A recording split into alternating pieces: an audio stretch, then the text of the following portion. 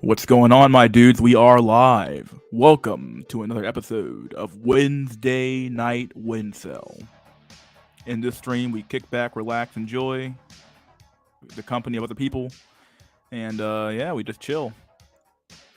Figured I'd do another stream today, since I didn't stream on Monday like I typically do. So do a quick stream today, maybe an hour and a half long stream. We'll go from here. Go from there rather. Let's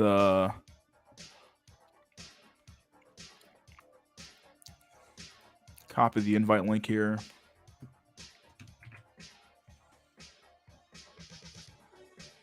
There we go. We are live. Yeah, we are in fact live, my dude. How you doing, Marios? Nice to see you, my dude. Always nice to see you, my dude. Always a good always the best first poster to show up typically. So, a good guy. Except we got genitals clutch in the chat. We got what's up, my dude? How you doing, buddy? We got a frog. We got our pancakes. We got bacon. Nice. Fucking based. Payments team. Payments? Chilling, loving mystery or love mystery streams. Yeah, dude, they're fucking fun, dude. I love doing these streams. Overall, they're pretty entertaining in my opinion. It keeps me entertained. It's a little bit cathartic, I guess, to be able to chill, relax, and just kind of like do my own thing.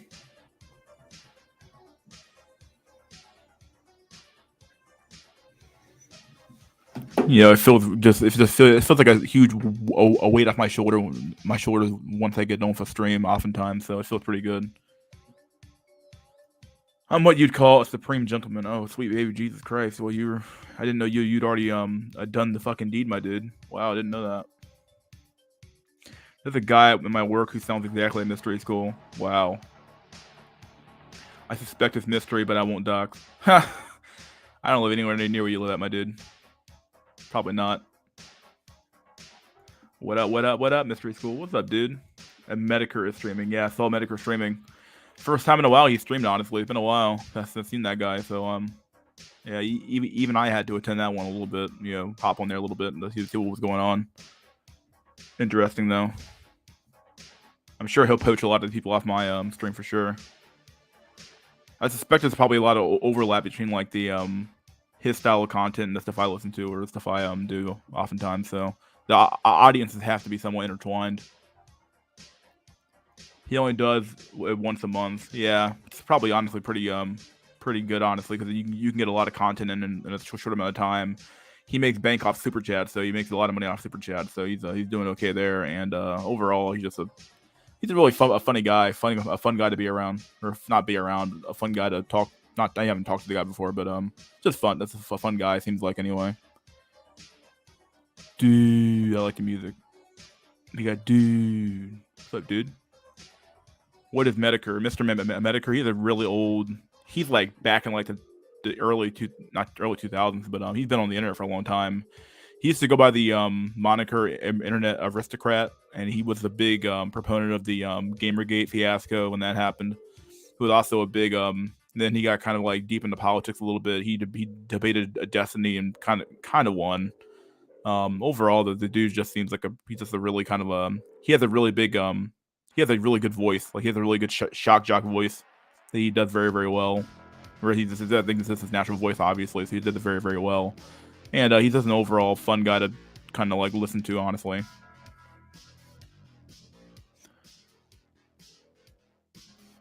WINcel stream, dude.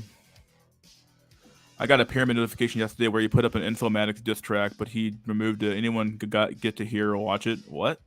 I'm not even subscribed to Pyramid, I don't think. Unless maybe I still am, actually. Who knows? But last time I checked this guy out, I haven't seen Pyramid in like. Other than I think I saw him last night, but that's really it. I haven't talked to the guy. He did ask about some sort of like track he made, some sort of rap track he made, but I'm not sure what it's even about. Why would he make an Inselmatics diss track? Why would you do that? Like, what good is that going to do for the community or do for the whole goddamn thing? You know, what's the point? WINcel is incel. Yeah. Well, another sneaky stream. Who knows? Maybe being the incel is winning to some extent. Who wants to be around a I'm not saying not having sex is a good thing.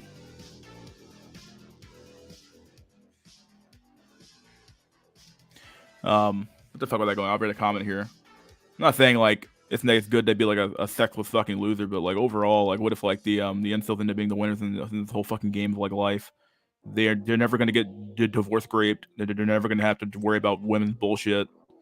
I know they want to experience true love, but even they have to admit that doesn't fucking exist. So yeah. I guess what they really want is they want the lust that Chad feels or that Chad gets from women. So which is probably a very feels good for sure. So I gotta understand why you'd not want to be incel. It just seems like a huge what do you want to call it? Like the I guess it's better to experience something than not to experience. This is something that Jack Nickelback talked about a lot, which is basically saying like the mental anguish of like not having any experience at all with women is like far worse than actually having any experience at all, and like that mental shit will fuck you up real bad. So I'm just fucking rambling at this point, dude. First left a comment on Pyramid's final video saying he would continue the demographic videos. Really? Okay, well. Just be an incel, bro. Yeah, just be an incel. Hello, buddy boyos. What's up, Drolix? How you doing, my dude? Stallone got divorced because he wanted a new dog. Really? Doubtful. Maybe she wanted a new dog. Ha ha ha. Adrian! Adrian! What he sounds like? Adrian! Yeah, it's better to at least experience how bad women are at least one time than to be alone forever. Yeah. That's basically what I was trying to get to. That's basically what I said at the very end, and I think Jack's right on that. Like, it's better to almost have the experience of having a bad experience is a lot better than no experience at all. Well, depending on the experience, I guess it could be pretty bad. But I would say like not experiencing like what it's like to be with a woman or it's like to date a woman is like really it's a huge mind fuck. It's like at some point when you finally do, like, especially if you're like a normie or like a 7 out of 10 kind of guy, like if you have zero experience with women, they're gonna expect certain things from you that you're not gonna be able to perform because you don't really know the fucking social cues because you're so stunted in your social areas. Like people forget that you get like if you don't have the experience at all, like even the bad experiences when it comes to dating are better than no experience because it tells you what not to do. If you're just like doing it on the fly or using a dating coach or some other type of bullshit, like it's gonna be really hard to figure out the social cues that you should just naturally have at the age of like 21 or something like that, you know. Dogs are mogging us. My God, what's good, mystery? What's going on, Flame? Before we're just chilling, my dude. I feel like I should make a video about the social aspect of this black pill stuff. I feel like it's something that gets highly ignored. Probably it takes a backseat to the more tangible things like the economic situation or the environmental situation or the demographic situation, which are more tangible. You can see the effects of. But like the problem is that like what leads you to. I think I've had this conversation a million times now with Pyramid now, so I know what he's gonna say or what he would say. But like the reality is that what leads you to bad demographics first? Obviously, it's a confluence of, is that a word? Fucking confluence of factors. It's a multi-factored thing. So it's not just going to be fucking economics. It could be primarily economics, but like economics matters, but it's not going to. But it can't be the only source of the problem. So it's going to be multifaceted and multivariable. It's going to have economic factors. You're going to have societal factors, which they get talked about, but they don't get talked about enough, in my opinion. Like people always talk about how like, oh, feminism and the liberation of women and the sexual revolution and this and that. Those things get talked about, but then they kind of get glossed over. But those things really have had a huge impact on like our fucking society.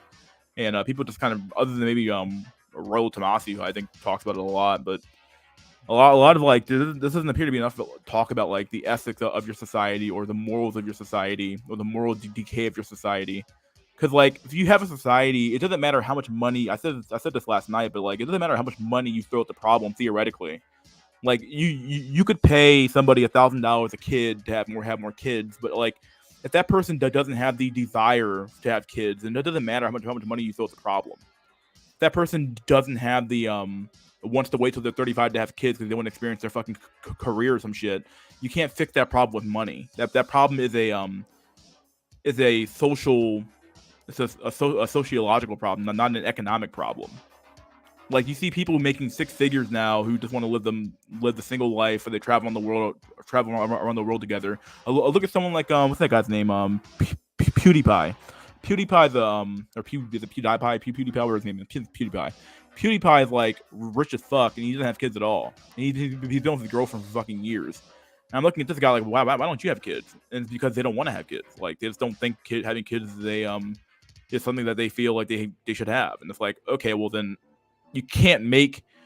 In theory, you could make people have kids, but it's very hard. So it's like you can't.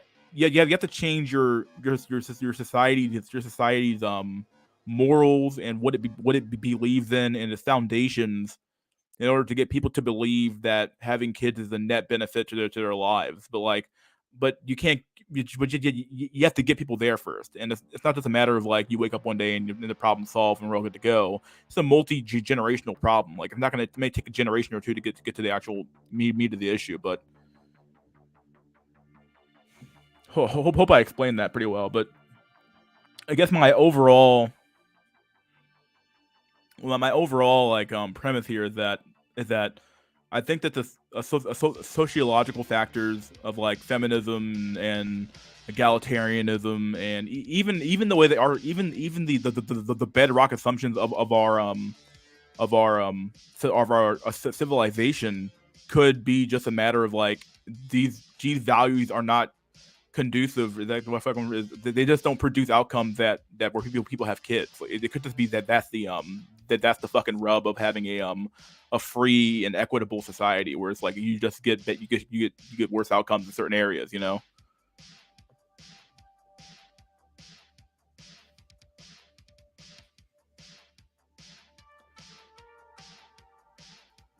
You see, I see many young black people yearning to have female companionship, not realizing that it's 10% enjoyable, 9% headache. Yeah, well, like I said, you still want to experience it, though, you know. Just be experienced, bro. That's what pissed me off about that one article from that one guy, which is like, "Hey, bro, if you come to my therapy, you can somehow get experience in dating." It's like, no, dog, no, you fucking won't. All you're gonna get is therapy there. Or all you're gonna get is a bunch of gaslighting bullshit there. You're not gonna get real experience from like.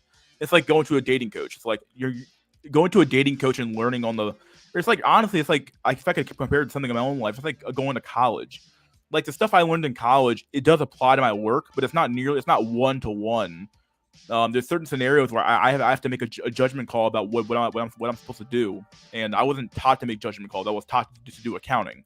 There are some judgment calls you have to make just by doing and using your analytical skills, obviously. But overall, though, like you do learn some stuff in accounting, but you don't learn everything you're going to need to know in a situation where like you're actually doing stuff on the fly. Like it's a whole different story. It's the same idea of like dating. Like you can't just learn via a textbook, or you can't learn via a dating course or a dating coach course. You have to learn it via experience by doing it, physically doing it, going on asking out women and stuff like that. Obviously, if you're an incel, you're just fucked. But like we're talking about the Chad, the Chad Lights, or even some high tier normies, those guys have like, okay, if you have to experience it. And that's what pissed me off so much about that article was that like, how can you possibly just assume that like these men have skills deficits? Why? Well, they have skills deficits because they're not dating at all. Why? Why aren't they dating? Well, they aren't dating because they don't have the skills. Okay, well then we're just back in a fucking loop now. We're back in a fucking we're playing circular reasoning game or some shit. Like you're doing this weird game where it's like your conclusion is your endpoint. Like, well, that's bullshit. That's bullshit. Like, no, you can't just answer the question with your own fucking conclusion at the end of the day, which is your starting point.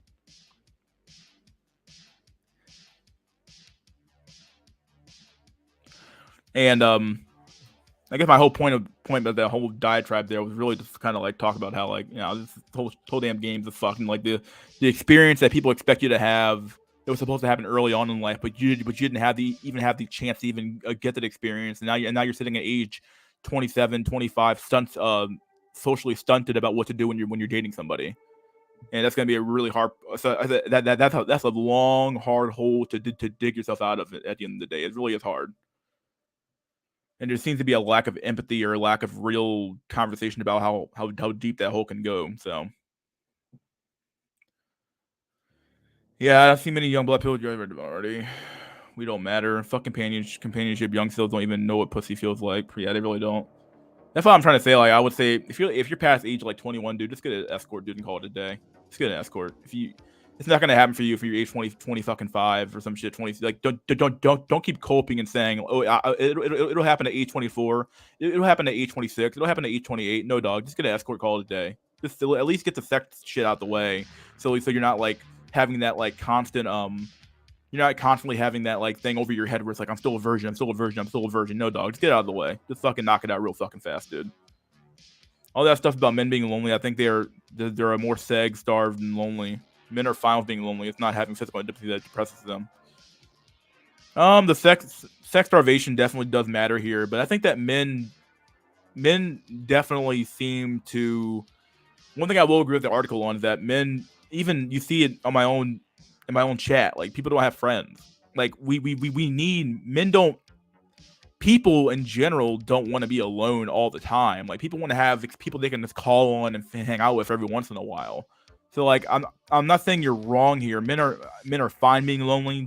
I wouldn't say they're fine being lonely. Like loneliness is linked to a lot of like bad physical and psychological side effects that it actually has on you. So nobody's fine being lonely per se, but I think I know what you're getting at here. They're like men are okay being lonely for the most part, but they want to have that companionship and physical intimacy that you're looking for. At least I hope that's what you mean.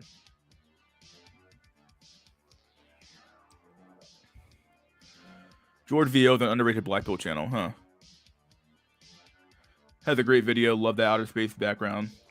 One of the things that I agree with, don't agree with Black Pill is on the idealization of teenager romance.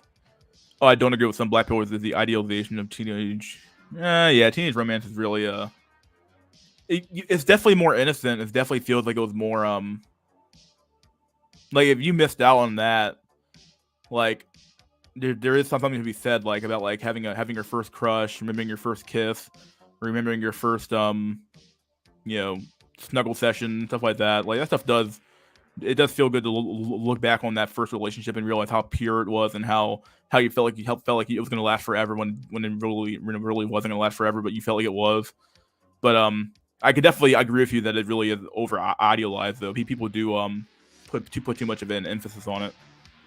Giving people money never solves the issue. Yeah. Like I think we've put more money in education than we ever have in this country, and it still doesn't solve the problem of like bad test scores. So like the problem is not the money. The problem is not the resources, obviously. The problem is the people. And nobody wants to hear that because, like, when you say the people are the problem, people get really fucking, like, get really antsy. Well, which people? Is it my kids? Is it? No, it's a combination. Your kids could suck. The teachers could also suck, and you could be a shitty parent. Wow, all of a sudden you have a shitty trifecta of bad outcomes here. So, and then you expect kids to learn in that environment where they have a shitty home, they have a shitty teachers, and they have shitty fucking schools or something like that. I don't know, like or shitty students. What do you expect to happen? Of course, you're gonna have shitty outcomes there. So but nobody wants to hear the problem that it's the people though, because when you start talking about people get really fucking antsy. Like, oh shit, which people are you talking about? It can't be me, right? It can't be me. I'm the exception, right? It's like, nah, dude, you're just as bad as everybody else. Rolo makes some good points. He just rambles too much. He has a good insight on how Giganocentrism influences our society. Yeah, there you go.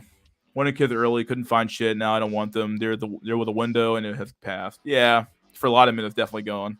Is Rolo a grifter too? He probably is. I haven't listened to Rolo in a long time. I agree. I think some guys desire a type of relationship that never truly existed outside of movies. Yeah, that's very true. There's so many men. I think this has been talked about on Insomatics as well. But men are far more idealistic when it comes to dating and relationships. Women are far more pragmatic, in my opinion, and I think that's what Insomatics has also said, or first also said as well.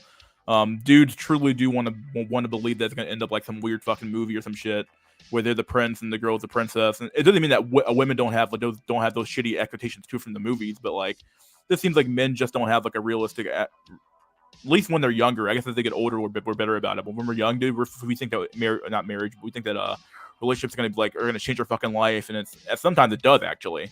But overall, though, like most relationships are kind of come and go, and you figure the person out, and you move on to the next girl. So when you demonize children and push overpopulation, what do you expect? Yeah, this is very easy stuff here. Easy psychology. If you tell a whole generation of kids that you're overpopulated and that you tell them that kids are horrible, drains in their lives, and you should just travel on the road and be a dog mom, well, of course you're gonna end up with a bunch of fucking man children and man women and man children and what do you call a woman child? A woman children. Of course, you're gonna end up with a whole generation of fucking people who don't do anything but fucking eat Cheetos and travel on the world and fuck Chad. Come on, like, what do you expect to happen?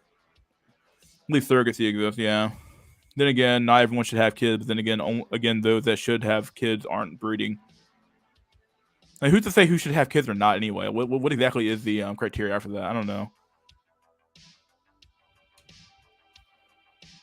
Yeah, I always hear this because like not everyone should have kids. Okay, but like I get that. I understand what you mean when you say that. But like, what's the criteria and what you're going off of for that though? Like, because the problem is that once you this is the fucking game we've been playing the whole time now, where it's like, well, it's what people said back in the day as well, where it's like, okay, not everyone should have kids. Okay, I agree. So you have to be making at least six figures, have a house already, have a car already, and have food, water, and shelter already ready to go for this kid before you even think about having kids. Like, okay, that's fucking absurd.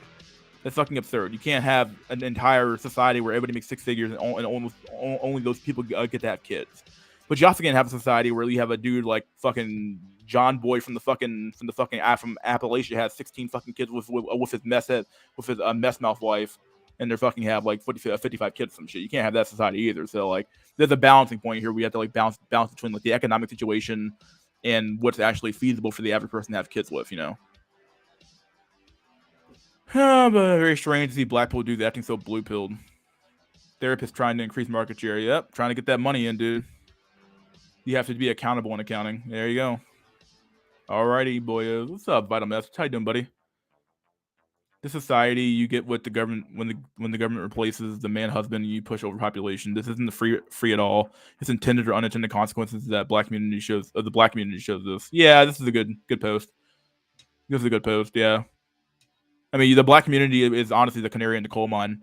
If you're gonna give women a bunch of welfare and expect them and then tell them that if you have a husband, they get thrown out of the house. Well, of course you're gonna end up with a whole fucking generation full of single mothers and with no fathers in the home. Duh. Like, come on, this is pretty obvious here, but yeah, this is a good post.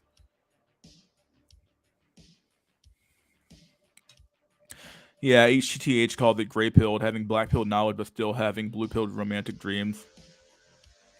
Yeah, I got rid of the blue pilled romantic dreams a long time ago. I'm just straight up like, I don't want to say I'm white pill because that's stupid, but I'm probably like a form of gray pill where it's like, yeah, I have black pill knowledge, but I'm like, I don't believe in the blue pilled romantic dreams though. I don't know. I don't know what the fuck. I guess I'm just black pilled. I guess I don't know. What's up? What's up, Caduceus? Don't be a stunt man. Just have the experience of Chad while not getting any action, bro. Yeah, that's basically what they're telling you, dude. Thoughts on Trump raid? Oh, you mean the one that happened in Mar-a-Lago? I don't know, dude. It looks like it's a big nothing burger as of right now because they haven't really. They're looking at these documents, I guess, to figure out what he had, but like, that probably not going to do anything to the guy if I had to guess, but who fucking knows at this point? Go to an escort, grow the fuck up. Facts. Women 18 to 25 only being Chad and complain after 25 that normally men don't have relationship skills. Yeah, what the fuck? Like, come on. Like, this is obvious shit here. Why is this guy so much different from the other guys? Like, okay, well, this is unfair. Like, why isn't this guy also Chad? It's like, what the fuck, dude? Like, normie men and Chad are not the same fucking in the same fucking arena, dog. Chad's competing at like Olympic level fuckery, and you have the fucking normie who's never even fucking made the fucking tryouts, my dude. Like, and you expect these two people to have the exact same fucking experience. Like, my fucking bullshit, dude. Which is the best country to escort, Max? Probably I'm not gonna name a country here, but South America, from what I heard, is pretty decent. What else? Think was it Thailand or some shit? Bangkok, Thailand or some shit. People always go there. Southeast Asia. Those regions are pretty good. I'm alone, but I'm not lonely. Robert De Niro in Heat.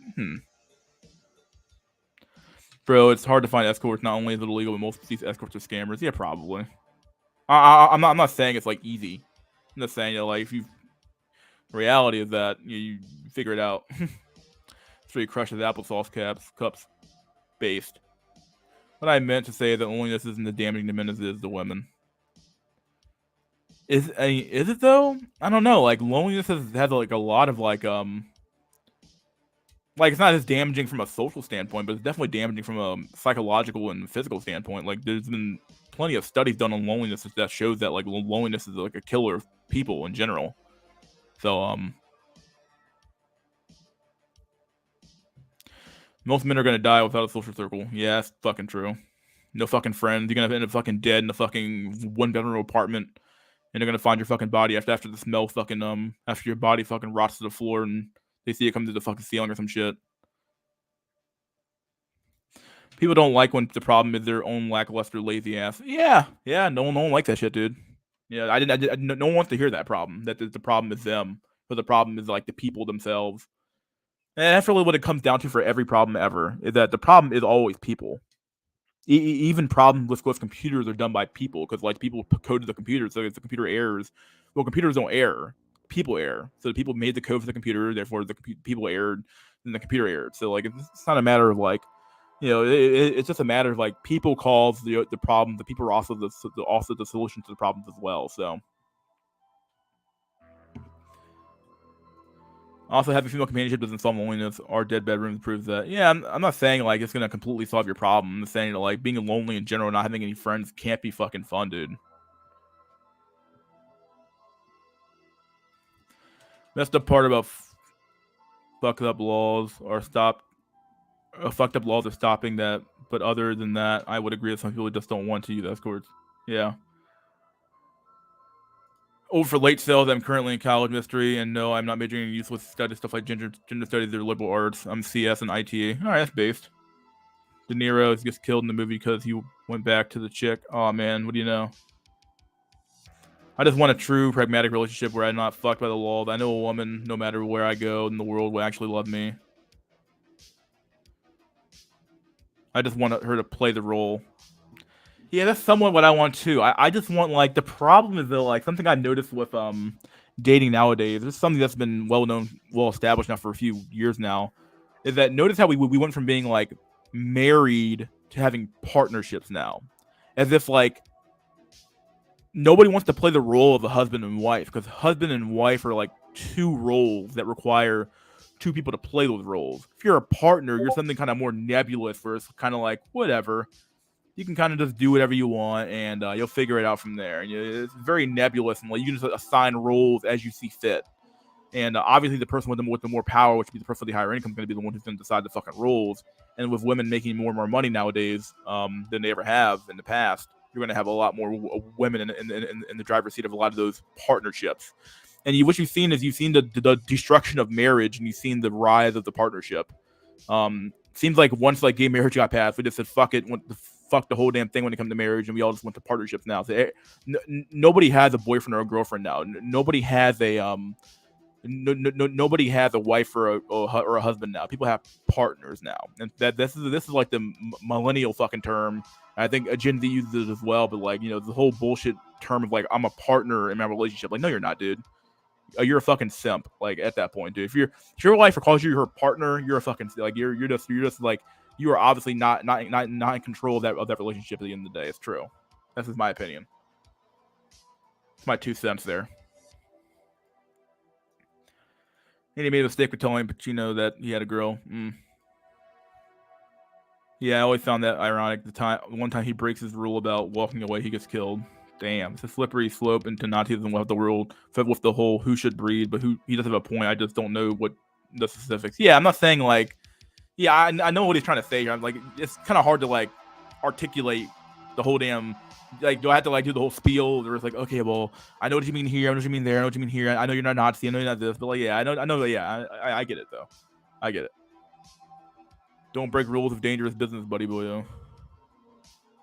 Of a dangerous business. Civilization reach a level where plenty of reached, and as in the Matrix, we are suffering in misery. We need suffering and misery. That's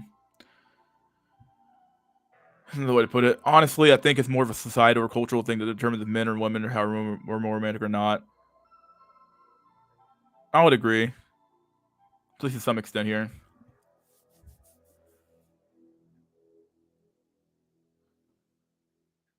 American working girls are fat and ugly half the time. Oh boy. I would agree there's a balance, but I'm just referring to degenerates that shouldn't have kids. However, it's better to be focused on making high-performing men that get a chance to breed because the degenerates are going to breed anyway. Yeah.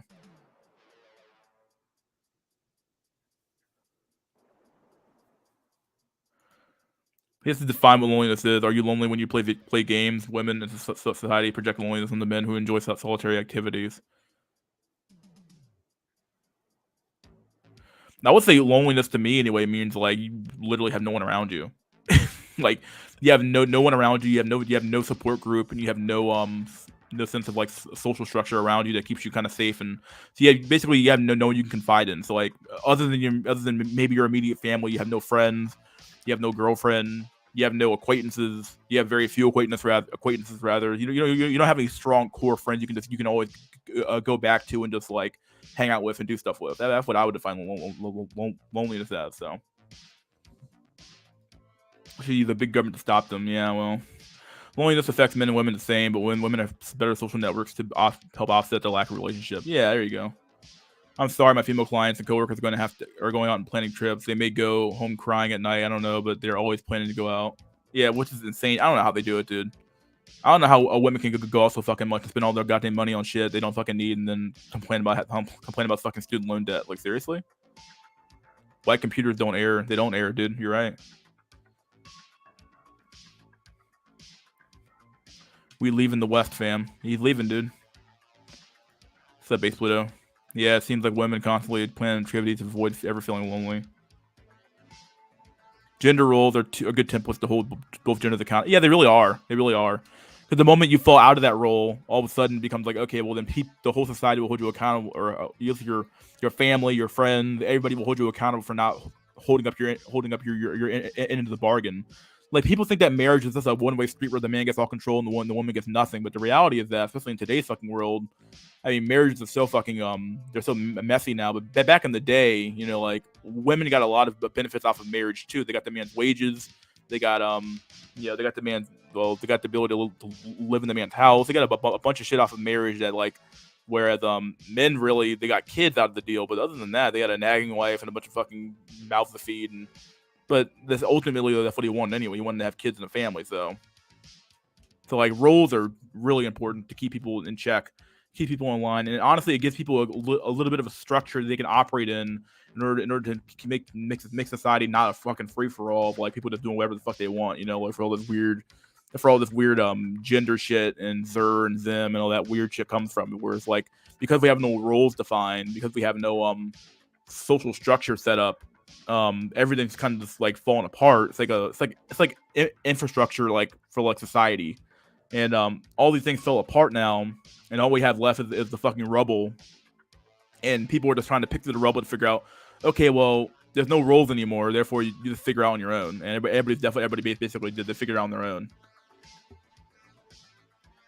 Women don't see men as companions; they see men as competition. My master teacher, underrated YouTube channel, huh?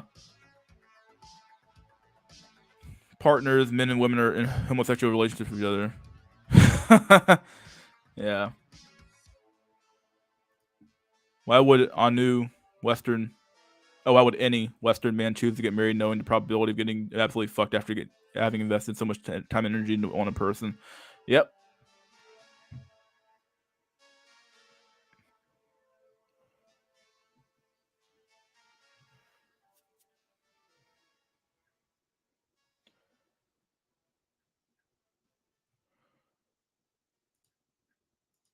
What percentage of men do you all truly think are lonely? I would have no clue with even get guessing on that. If I had to guess though, I'm gonna say probably a good like 40% of men are probably are truly lonely. I have no fucking friends at all. 75%, 25% are unmarried. Are married. Yeah, that's a pretty big percentage. I think 45 is a good number, 40, because you're not getting too extreme, but like, because there's some people who actually enjoy being alone. But I think there's a lot of men who don't have a single fucking social structure in their whole fucking life. They have no friends, they have no family. Well, they still have family, thank God, but they have no friends. But what the fuck do those men do when their family dies off? Like, all they have left is themselves. And it's like, that's a hard fucking life to live, dude. It's a rough fucking life. Here for the stream. What's up, Minty Fresh? Most men are very lonely because most men don't reveal their true selves. That's probably true as well. You're constantly playing the a gray man rule. Where you have to like be like a gray man and walk around the whole world, just like hiding your true self from everybody else and putting on that mask. It's kind of like Persona.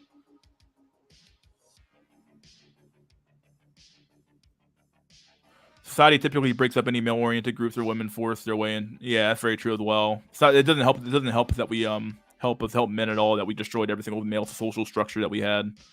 That was meant for men, you know. So should men continue to self-censor or go full based? Just go full based at some point. Honestly, at the end of the day, you should just go full based. If you ever feel like yeah, men should just go full based. Honestly, just start telling the whole fucking truth.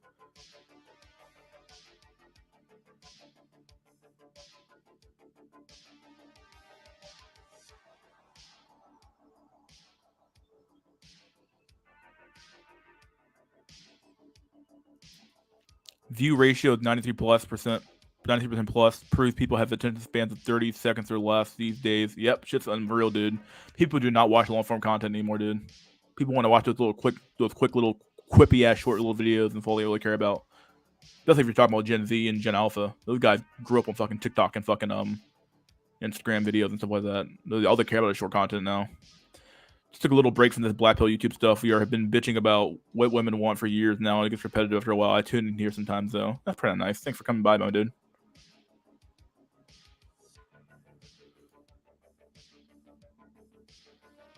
I think if men leave in mass, the government will stop it. If men import women, they will stop. Yeah, men have to hide their power levels.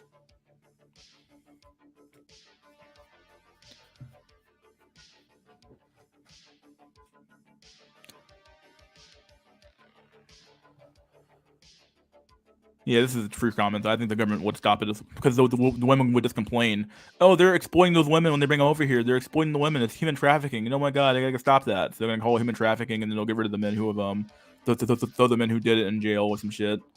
And if men start leaving en masse, well, it's like, okay, well then you can't leave anymore. Sorry, we need men to keep the society running. So you have to do whatever we tell you. So they're gonna use a government force no matter what, dude. So.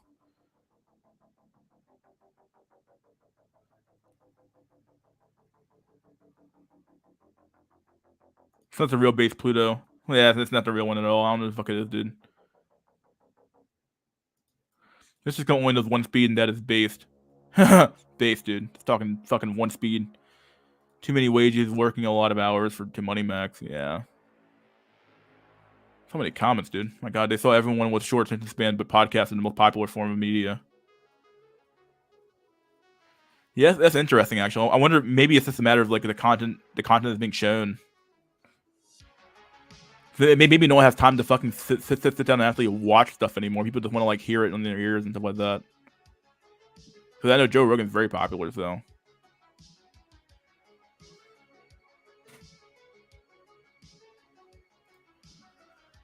That's breaking the rule of upholding a bigger code. Don't betray the group. The herd is the law. It was a fucking ass that got him killed for real. I've been watching more clips lately. Hard to watch multiple 3 to 4 hour streams. It's not always attention span, but it's time management. That's true as well. Who has time to watch 4 hour long streams, dude? That's why I kind of enjoy keeping them so long. People want to rest, watch the whole damn thing. Thank God for that. Sandman made a great video today talking about how society slowly erodes when men stop participating.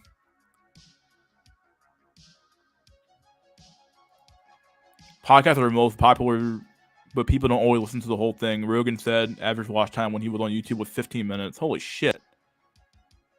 That is sad. Let me look at this Sandman video. Hopefully I won't get copyright strike for fucking watching it on stream. Hi everyone, Sandman here. In today's video, Sandman.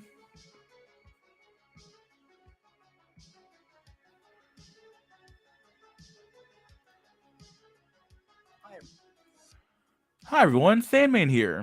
Is it the one I was 7 hours ago? Society, why women in society will freak out when men are single. Hi, everyone.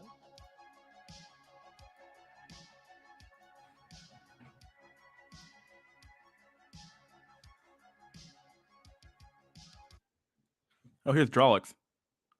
What's up, Drolix? Yo, yo, what's happening? Not a lot, my dude. About to watch the Sandman video that someone posted. Apparently, he has something to say, so let's listen to him. He doesn't normally have any fucking real thing in the video anyway. We just listen to it, I guess. Let's see. Let me go to the audio settings and make sure this is loud enough for people to hear it. Sandman here. You guys hear that? Sandman here. Yeah. You guys heard that? Okay, good. We'll just do the audio. We're not gonna do the whole video. I don't want to get fucking copyright strikes for this fucking shit. All right, here we go. This video once again is not brought to you by any donations. Because I didn't get any. Yep. If you want me to cover a specific topic, then I'll do so if you send me a small donation through PayPal or Subscribestar. Links are in the description.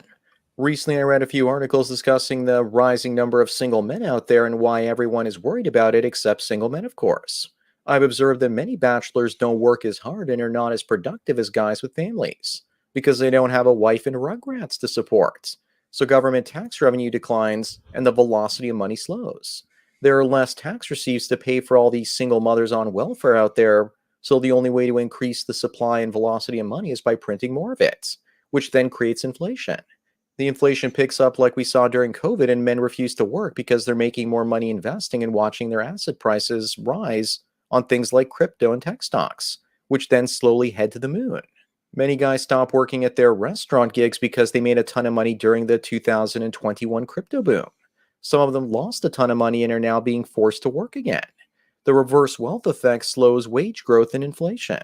That's one of the main reasons we're seeing the Fed raise interest rates. But that hurts asset holders the most and rewards those that are living paycheck to paycheck for spending their money today instead of spending it tomorrow. The last thing the state, corporations, and women want is single men saving their money and then speculating on assets and getting wealthy only to stop working, reduce their tax burden by paying less taxes, and enjoying their lives. Men staying single is deflationary. And for the last 20 to 30 years, the bigger threat to the system has been fighting deflation. Single men also spend a lot less money into the economy and maximize the utility of the things that we purchase. He's not wrong so far. This is a pretty good economic talk here. Honestly, pretty good. He's always been pretty good at economics, though, in my opinion. Pretty solid guy on this shit. So he's not wrong at all here. Single men spend way less than married men do than the rest of the reality of it. So, for example, the laptop I'm typing this on is from 2008. All I do is replace the battery from time to time. My desktop is from 2012, my car from 2010, my tablet from 2013. I reformat my old devices once in a while and keep original backup software. People rent much of today's software monthly. I use old versions that still get the job done for free. The only new device I replaced before the old one died was actually my phone. That was about 2 years ago now, but I got it technically free because I signed a 2-year phone contract.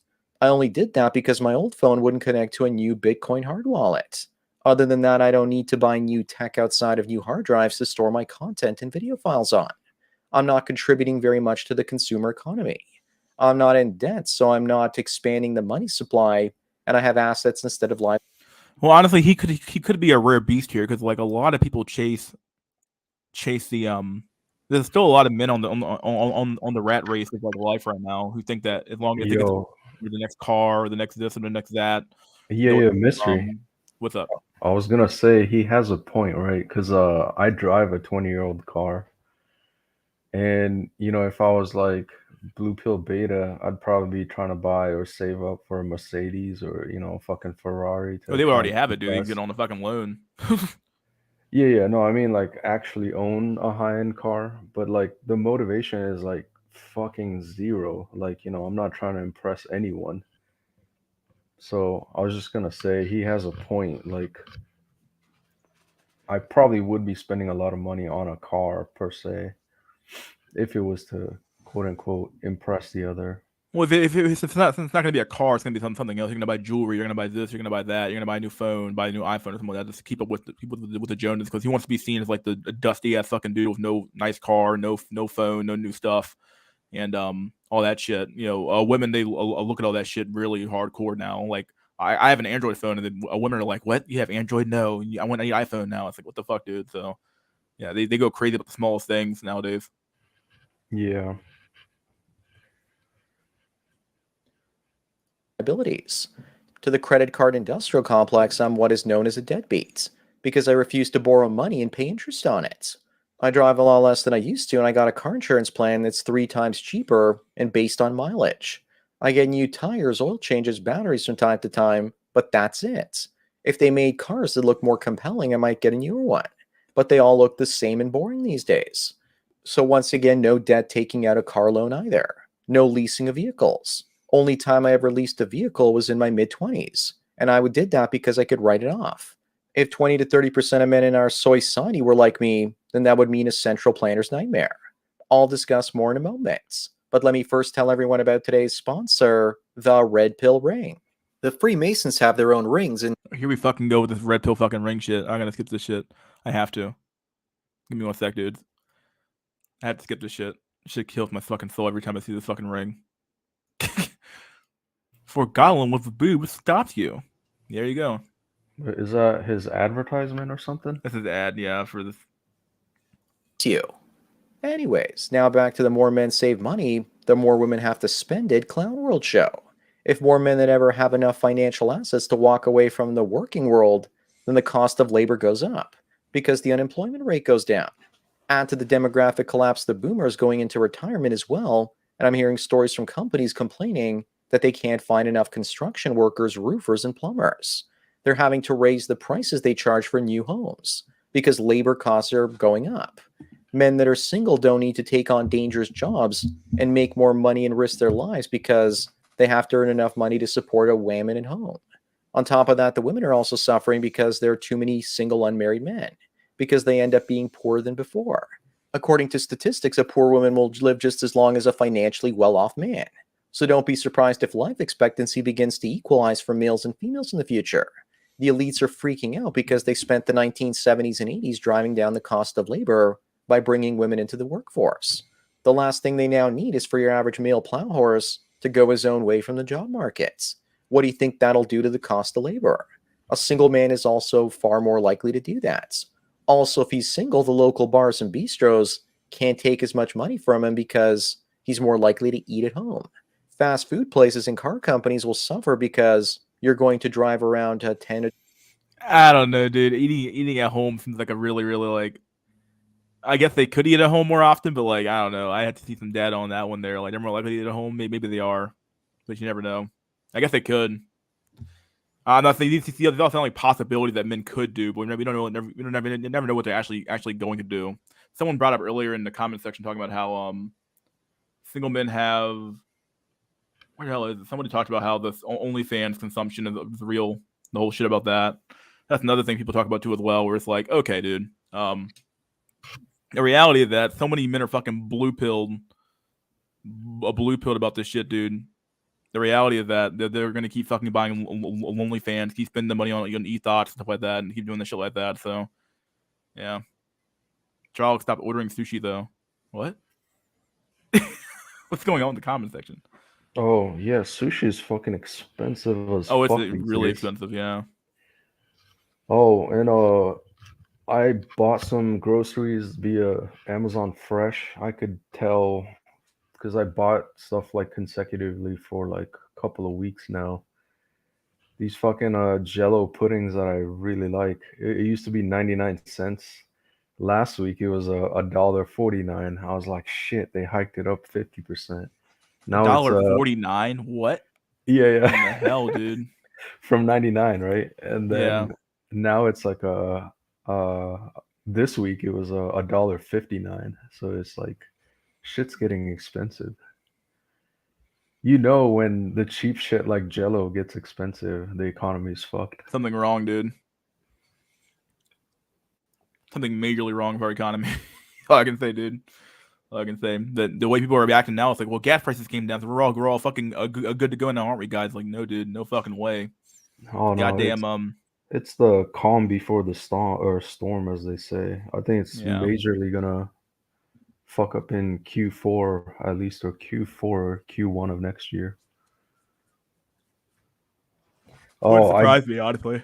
I discovered these I forgot what brand it was, but they had these cans of basically beef stew. Fucking $2.49. It's like such a meal, or fills you up. So one can for $2.50. I was like full. I bought like 10 of them, spent $25. Wow. I bet you like anything next week it'll probably go up to like $3. He just talked about this, basically saying that it's better, someone better to spend your money now than it is to spend it later because like it's the inflation is so fucking bad for food. Exactly. Yeah. It's like some of the stuff I bought last month. I think it was a stack of like these canned fish. It was like $45 for like, I think 18 cans. They're pretty high quality premium stuff. And then I checked the price, it's like $60 now. I was like, dang, good thing I bought it like a month and a half ago. Used to be these Alaskan king crab like I used to buy all the time. Used to be really good. Used to buy them for like cookouts and stuff like that for like big events. Used to be $140 for a carton of the thing, which is still pretty expensive, but it's not that bad. Now they're $400 for the same box. I'm like, what in the literal fuck, dude? I'm like, Yeah, what in the fuck? crazy, man. Stuff's going up and people aren't noticing. Saw a post about a simp Twitch buying or a simp Twitch buying a Tesla to his ethot. Wow, Oh, that's horrible. yeah, I I think I feel like saw I that saw that one too. too. Like, what on earth possesses a man to believe that if you just buy the woman a Tesla, it'll work? I don't. I guess I get it, but it's just unbelievable in my opinion. 20-year-old car, all because you don't have a wife demanding a new car every 3 to 4 years. Longer term bachelors don't need as much money because they won't be doing as many extra testicular activities. You're more likely to have a minimalist lifestyle. Also, you might be making a lot less money, but it's not about how much you make, but it's about how much you keep.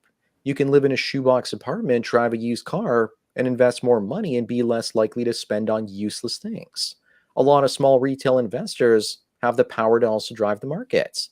Just look at what happened with Wall Street bets last year. Also, many small investors are more likely to panic out of the market when it's crashing, especially if they have a wife on their back freaking about their investments going to zero. You can't buy the dip when asset prices crash because your wife is terrified. Women are more worried about financial safety, so if you're in a relationship, you're not going to be able to take the same level of risk because you don't want to piss her off and risk losing her. Plus, when assets fall in price, you'll be under pressure to sell them from your wife.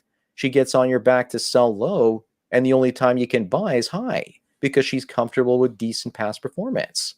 This then works into the favor of Wall Street and the market makers because they distribute their assets near the top of the market to people like you and your wife, and then they buy at the bottom from people like you once again.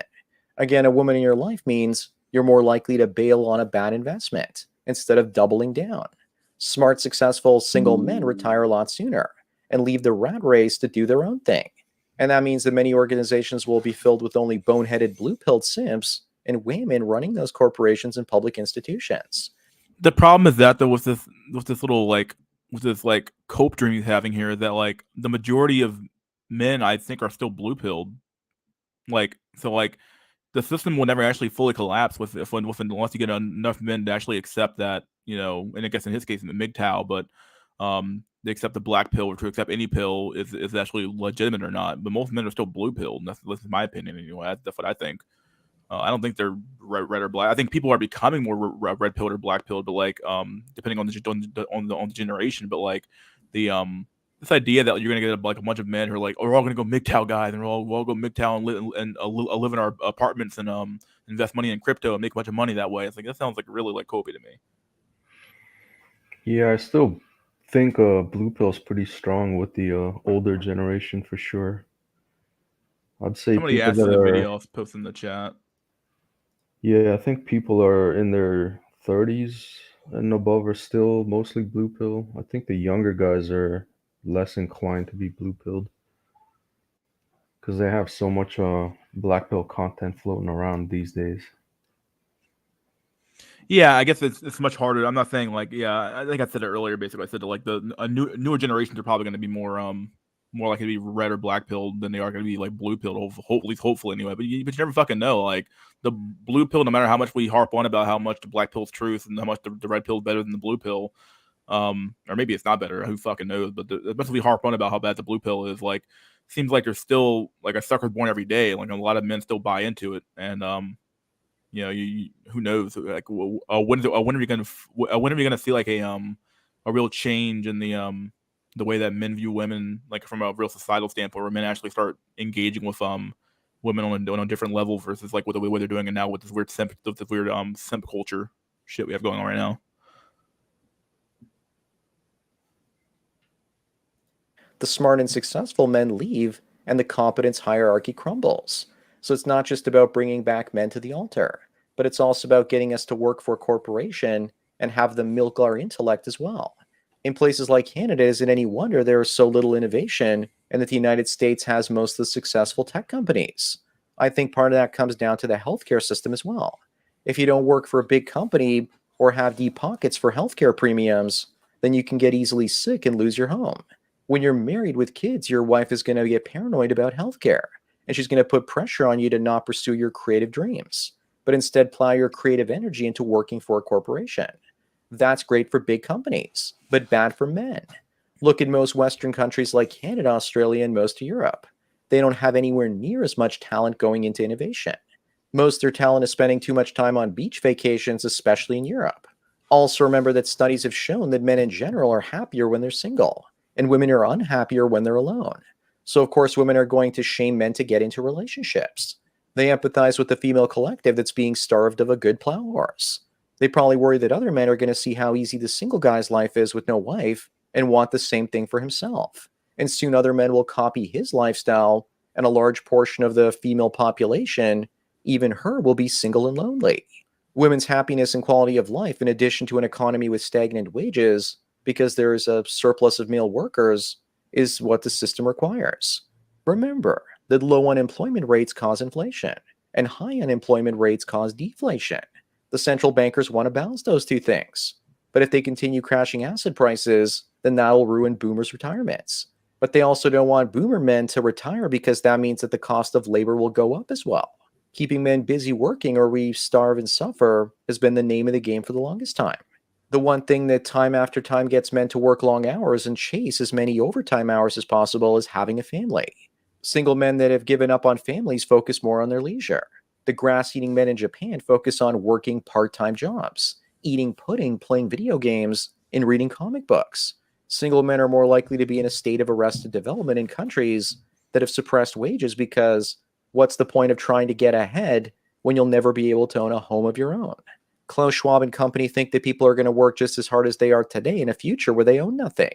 I guess maybe if it means for just enough food to survive, but if conditions get hard and they don't have enough to eat, then just look at what's going on in Sri Lanka right now, with the president fleeing the country as an angry mob stormed into his presidential palace. He's not wrong here either. Really, I'll probably agree with him more than I'd like to admit here. Actually, this is definitely true. I don't. Yeah, Do I think that the whole Great Reset shit's gonna like work out exactly the way they think it's gonna work out? Probably not. If they think that men are gonna like just work their asses off for fucking nothing and they literally own nothing and be happy, they got another fucking thing come to their asses, dude. I know they've been conditioning us for generations to behave this way, but at some point those people are gonna break and that whole system's gonna break down on its own, in my opinion. yeah. No, I'll give you a good example because one of my coworker, I mean, he's a Curry or Curry family, but he has a daughter, he has a wife, I guess, extended family to look after. Yeah, And so, I can tell, like, when I talk to him, he's motivated, right? Because he's worried about fucking mortgage, investing for the future. His daughter's like only, I think, like 5 or 6 now, but he's worried about her college education fund, all that shit. And I'm like, yeah. And him and I are like the same age. And I'm just like, he's on a different level worrying about so many other shit while I fucking spend my weekends rotting away in my room, right? And Yeah. so, granted, I'm not, starving for money here, but it's like, yeah, there's just no fucking motivation. Like, yeah, I could try and fucking earn another 50K a year. It would be great, but then do I want to put myself through all that stress? And for what? It's like there's nothing. I don't even come home to an empty room. It's like I'm already in my empty room working remote. You know what I mean? Yeah, I know what you mean, dude. It's fucking zero motivation. And regardless of like how much money you make, it's like, yeah, there's just no motivation for a lot of men these days, for sure. This is a good article. Someone just posted this in the chat talking about how Sandman video is basically done. Put the music back on real quick, and then I'll read this article real quick. This is from Bloomberg, the article that Spec Streaming brought up here. I just found it, I think. Complete opposite of the article that went viral. Yeah. Here we go. Let's do this quick article here, then I'll probably end the stream pretty soon. So, not ending it yet, but hoping to end it like a half hour. Who knows? We'll do it that way. Let's do it, boyos. Let's hit it. All right. Got a skull in the left hand corner. Let's see. Women who stay single don't have kids or getting richer. Yeah, I wonder why. Oh, snap. Yeah, this is like the article I was looking for, like the reverse of what's really happening. Ashley Marrero. I'm gonna say that Marrero isn't married, doesn't have kids, and she has a message for women just like her. You can still have it all. What? The 43-year-old feels a deep sense of satisfaction from her job and has as a sales representative for a maker of medical devices, which brings her in contact with patients. She relishes all the lifestyle financial freedoms that come with being single, child-free, and woman in a well-paying job. That includes an apartment in New York, a new beach house in New Jersey Shore, and a frequent travel for pleasure as well as work. I love my life and feel very fulfilled, says Marrero, who froze her eggs in 2018 to keep her options open. I love children and I love all my friends' children, but I don't know if I would have loved my life with children. Hold on. How old is she? 43 and froze her eggs? 43 and froze her eggs back in 2018. So wait, she's 43 now. Yeah, she's 43 years old now. I'm assuming this was the article was written was like was written like a few days ago. And then she's 2018. She froze her eggs. Yeah, she basically froze her eggs when she was 38. The buzzer beater. That's not even a buzzer beater, dude. She froze like old eggs. She's not even freezing a good egg. You're freezing an old egg. Oh man, this is hilarious. Fucked up, dude.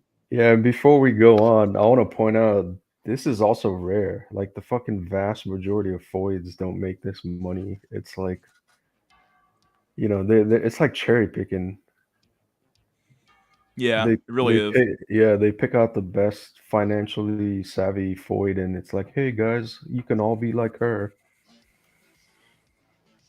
Median U.S. family wealth, 2019 source St. Louis Federal Reserve.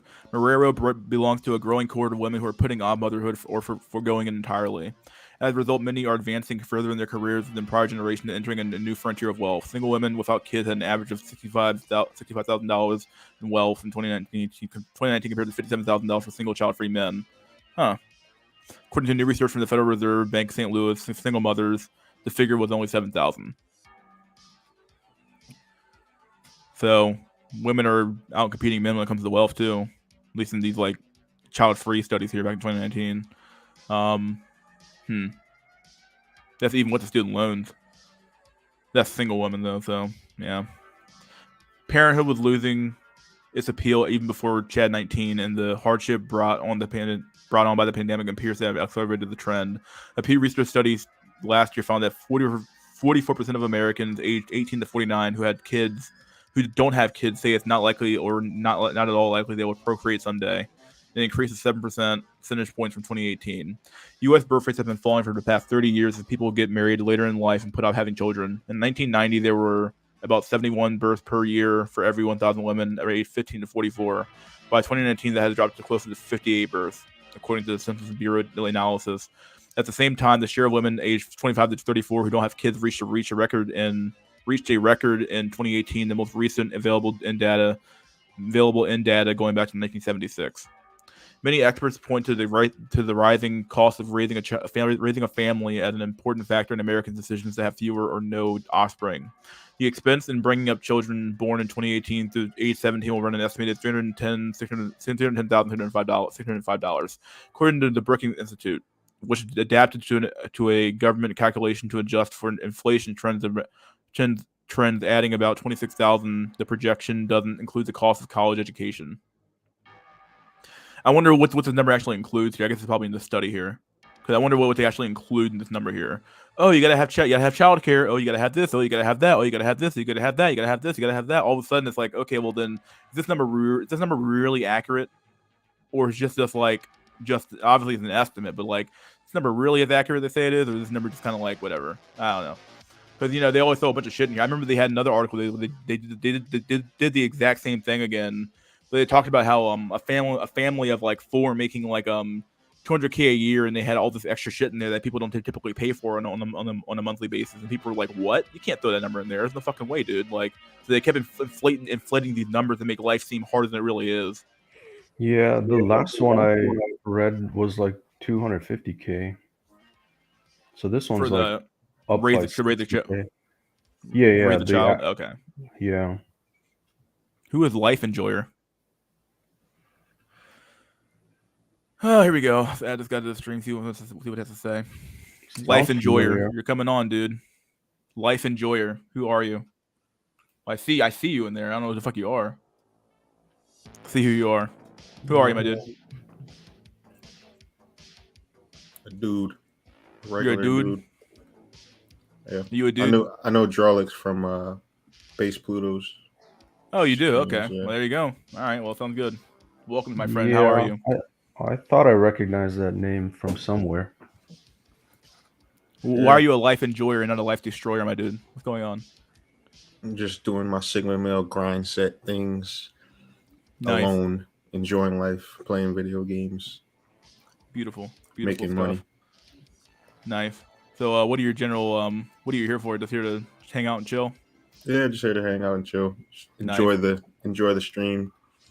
Heard that. Good shit. Let's keep reading. Input some stuff, I guess. I don't know.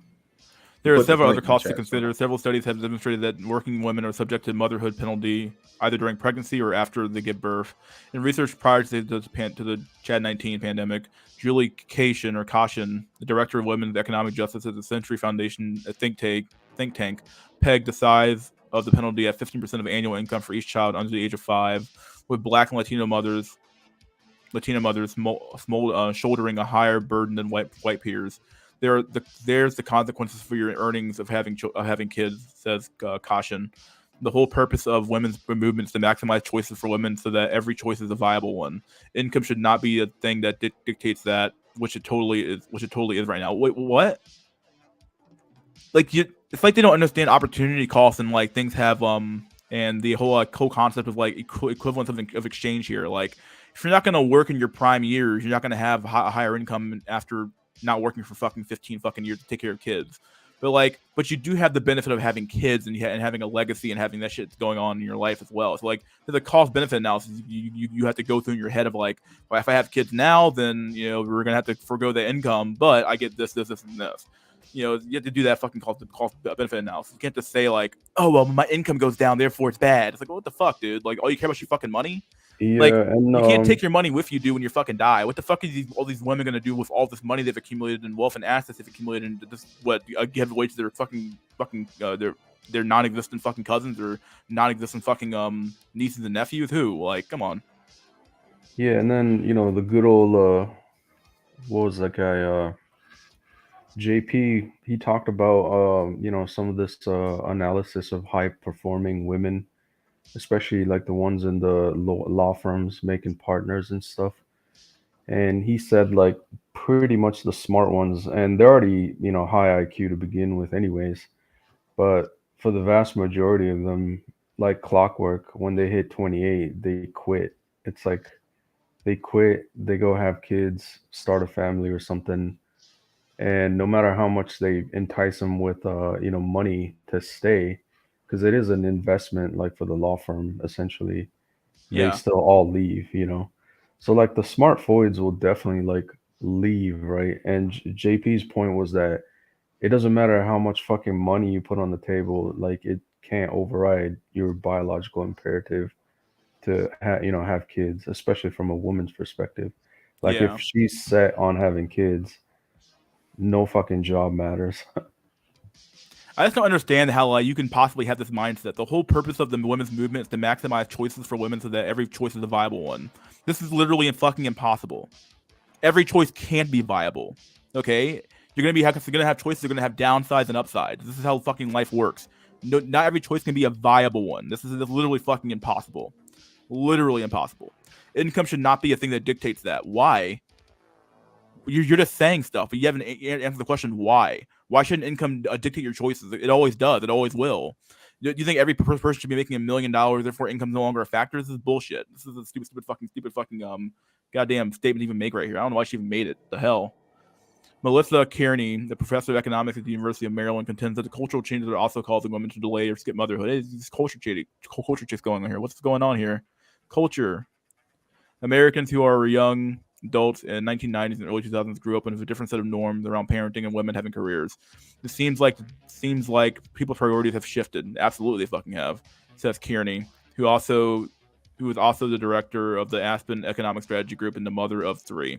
It's not necessarily that people have less of a preference for kids, or that it's more of a expensive or time consuming to have kids.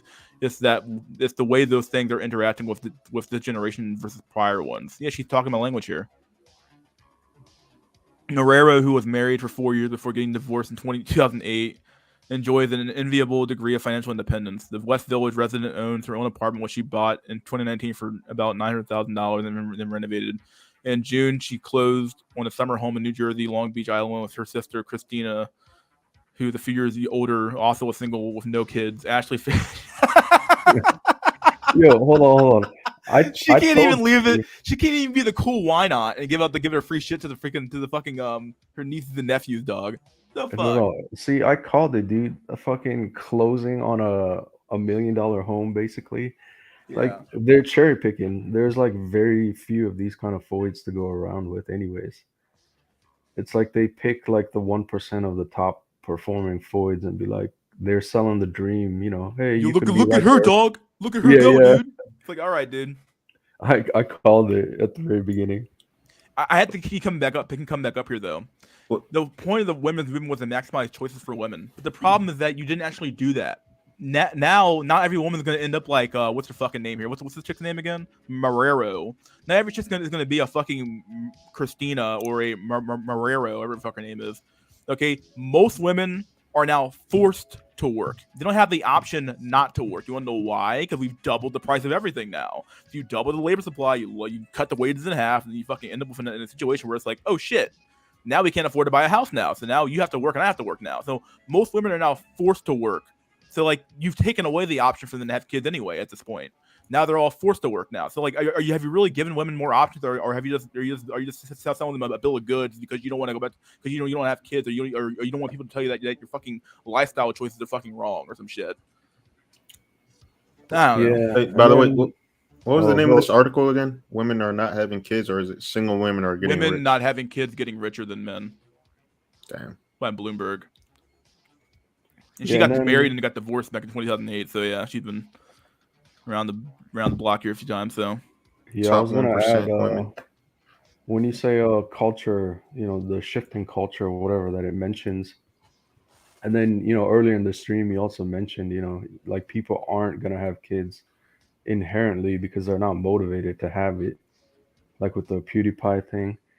And I think it was either Romania or Hungary, the government's like, if you have a third kid, you get like more financial assistance for housing and like a free like minivan provided to you by the government for transportation. Like I've heard that before, yeah.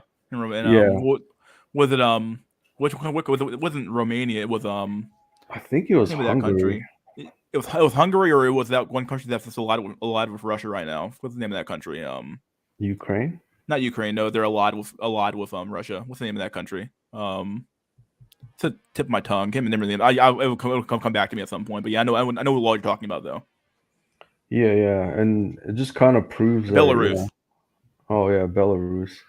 But yeah, it kind of just proves that it's the culture that, doesn't or kind of facilitates having more kids. It's like in this day and age, having kids is just seen as a luxury, you know? Yep, sure is.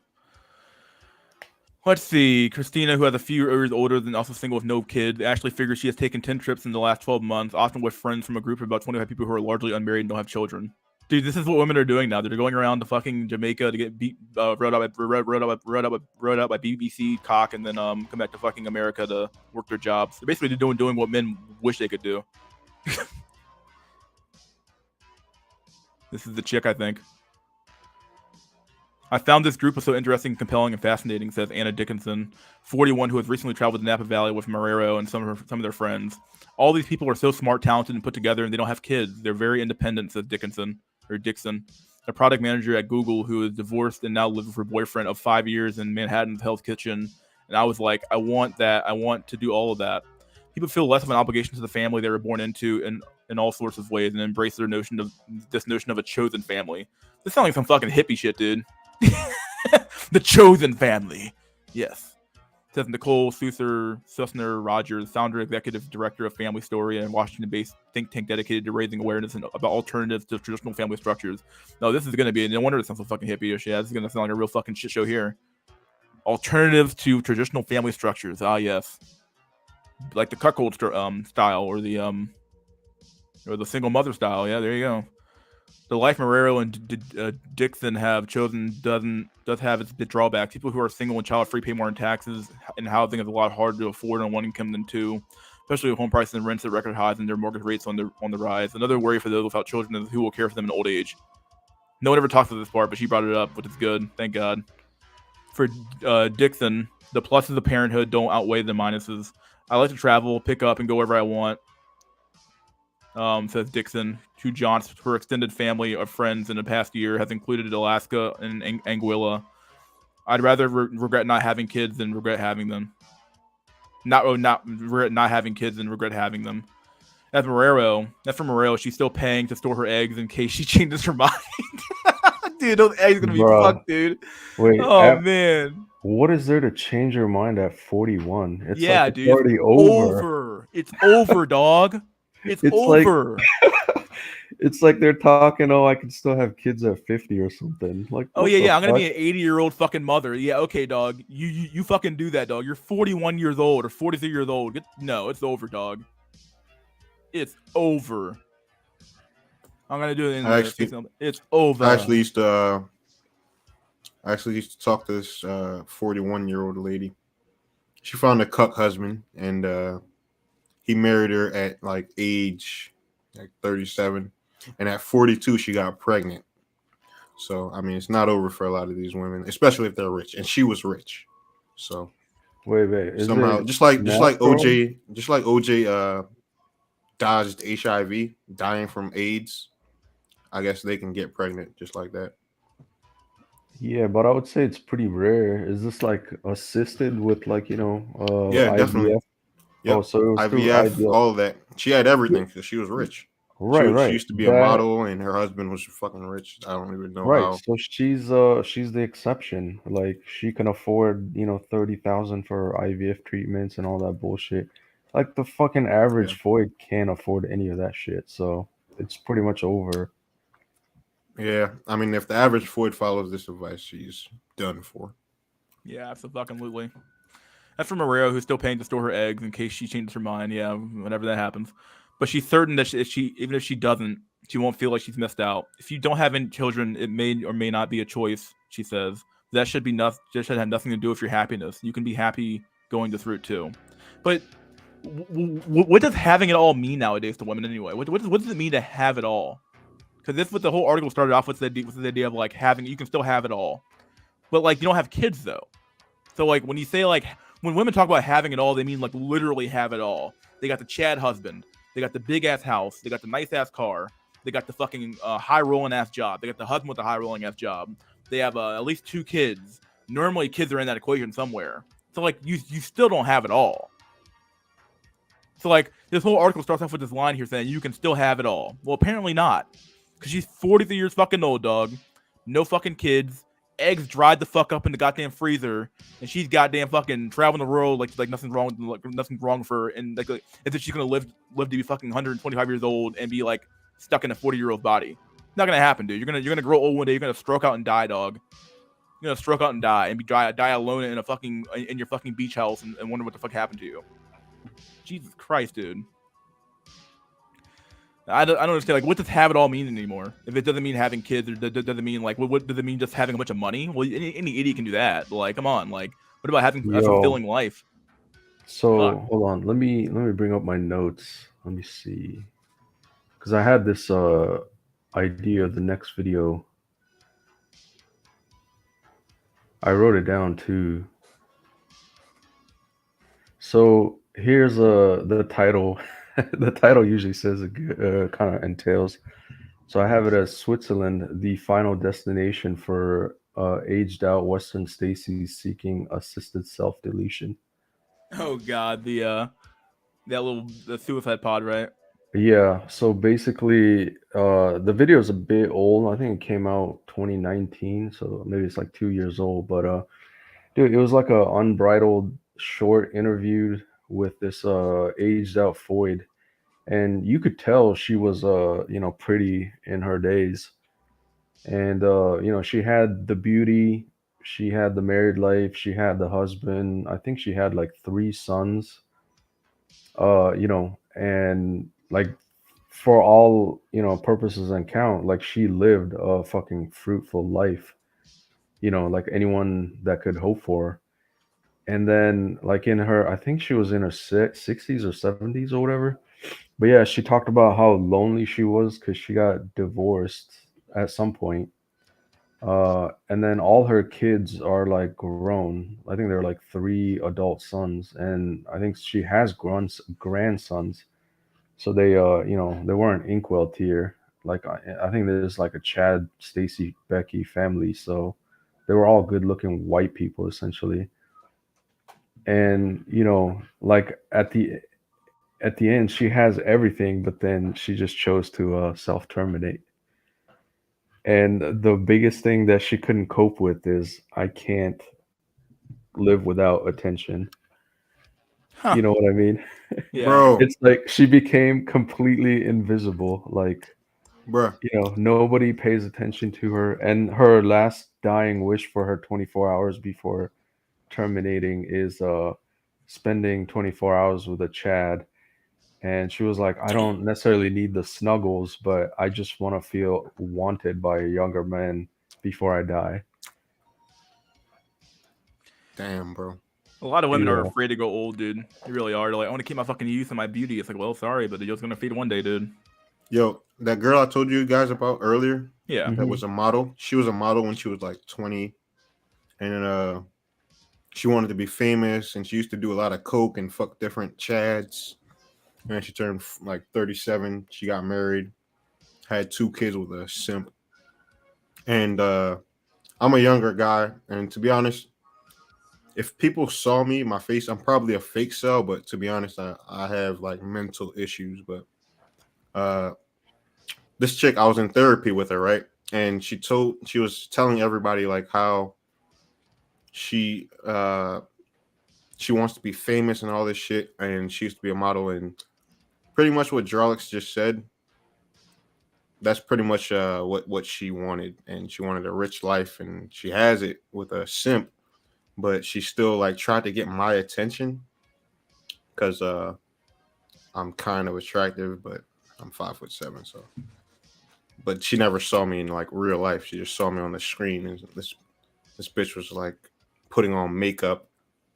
Like she didn't have to come to therapy with makeup, but she came to therapy with makeup, and just stupid bitch shit. All right, wanting tons of attention, wanting to be famous, trying to get attention from men, and be rich and famous. That's what they want. Yeah, dude. I think a lot of Foyds these days are gonna have a rude awakening when they hit like 40 and 50. Like literally, they will get 0 attention. And she was 42. She was 42, and I left. I left therapy when I saw that shit. I fucking left because I was like, what? Why the fuck am I I was in a therapy session with like all women. It was like a group session because they fucking Yeah, gaslit me. hold on. Why are you in therapy again? They gaslit me. They said I was crazy for like for saying the things that I do about society and saying that society should be destroyed and burned and stuff like that. So my brother fucking did some dumb shit. He fucking told everybody and they forced me into therapy, but I got out because I realized that I was fucking logical instead of crazy. All right. Hold on. How old are you again? I'm 23. Okay. Kind of explains a lot. But yeah, man, if you're black pilled, you already fucking know therapy is just a waste of time, like 100%. And I was in therapy with all white women. All white women, alcoholics, depressed, fucking thoughts. Like they would talk about their past, and they'll be like, "Yeah, I have a lot of health problems because I used to drink a lot and go to the bars and sleep with a lot of men. So you're lucky because you don't have any health problems." And I'm like, "Damn, this is not the right therapy session. Fuck therapy." Andrew Tate was right. Hell on earth, apparently. My man left the session. Women are right to wear makeup to therapy. Yep, there you go, Jordan Peterson. Yeah, I think I'll focus on that video next. I'll definitely have to include parts of this article per se. You want the article? Yes, you can put it in private chat. I'll just copy, or you can just DM me on Discord. Let me see if I can find it again. It's in Bloomberg article. Probably better that way in Discord, so I won't have to go looking for it. There we go. I'll pop this up. Yeah, I think even Lord Bogdanov did a video of that. I think she was a supermodel or something. The fuck is this shit at? Oh, there you are, Drolix. What the fuck's Drolix at? Told me you're gone again, dude. Oh, oh, did you get moved out of Saint or Bogdanov's server? I didn't see. Yeah, I you there. did. Yeah, I don't know. Some restructure is going on in there. A restructure? Huh. Like what? It's all like German-based themes now, and I think the server name got renamed a couple of times. Okay. The vital message, my dude, Caduceus. What's up, buddy? How's it going? I'm feeling good. How you doing, buddy? I'm only gonna be on for a few more minutes, though. Yeah, I don't have much time either, so I just want to Okay. check in, show some support. Thanks, Living buddy. that WINsel life. Yeah, we're winning, dude. We're all winning here, dude. Oh yeah. Oh yeah, baby. Were you here for the article? I think I missed it, or I was like half paying attention. Okay, yeah, the article about from Bloomberg talking about how single women are basically doing pretty damn well as long as they have a high-paying job and don't care about having kids. They'll be richer than the fucking Jeff Bezos by the time they're fucking 45. So Yeah, if they I was ignore the gonna- things that they want, and that they're failing at achieving, ignoring all their failures, they're doing pretty well. Yep, basically. I was gonna say, like, I'm sure they'll be fucking miserable if they didn't have that high-paying job. Like, what was she? Some manager at Google? You know? One of them was a product seller at basically selling an account manager selling products at a medical device place. The other one was a some sort of Google service rep or something like that. Can't remember what the hell she was doing, but yeah, some sort of Google shit. Right. So you take away these pencil pushing jobs that are, getting paid, overpaid for doing nothing. Like, what do they have? They literally have nothing. Yeah. They're like, yeah, I pursued my career. It can now fuel all the hedonistic desires I do to cope with all of my lack of fulfillment in life. There you go. Fucking based. Real question is, Caduce, when the fuck we having a discussion, my dude? Oh yeah, we got to schedule one up. I have you on the cord, don't I?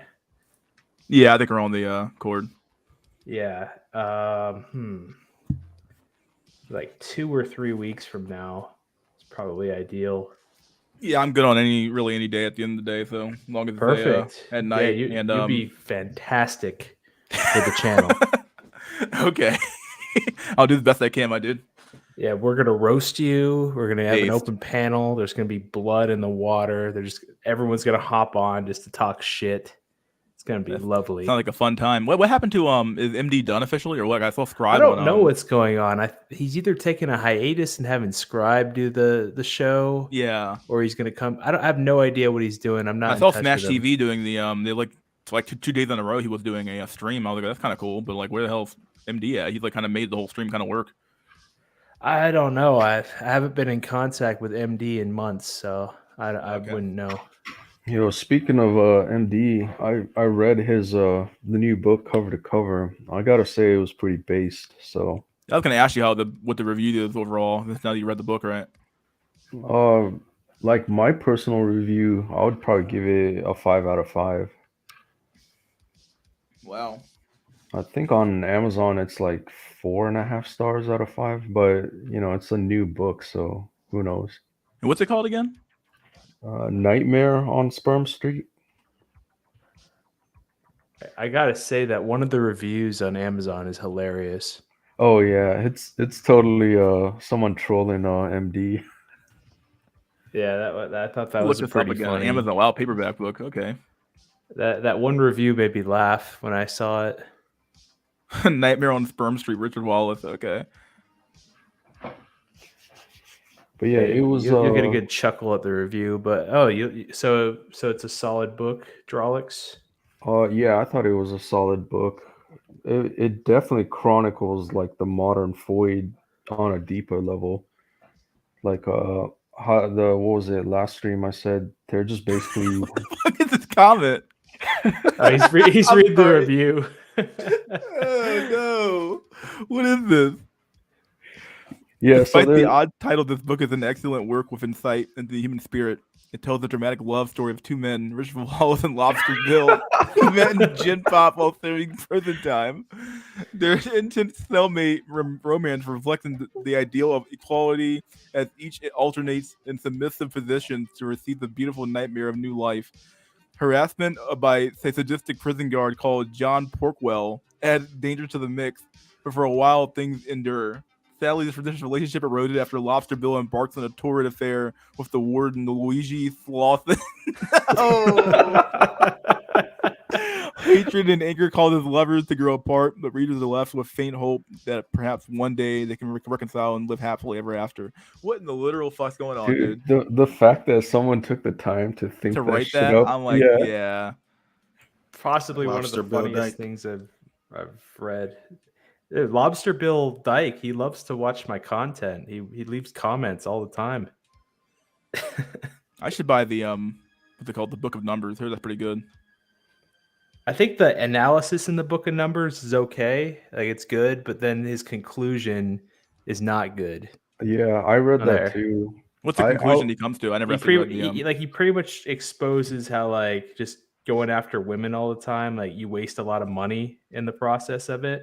But then he concludes that, hey, if you want a woman, the most efficient way would be to be like a pickup artist and run game and pump and come dump on, chicks. man! That was kind of his conclusion. You're gonna spend a bunch of money trying to become a PUA, then you end up spending more money, dude. Yeah, what are you talking about? Yeah. He's what he did though is he contracted the dating stuff out to guys like Myron Gaines because they're in the Rolosphere together.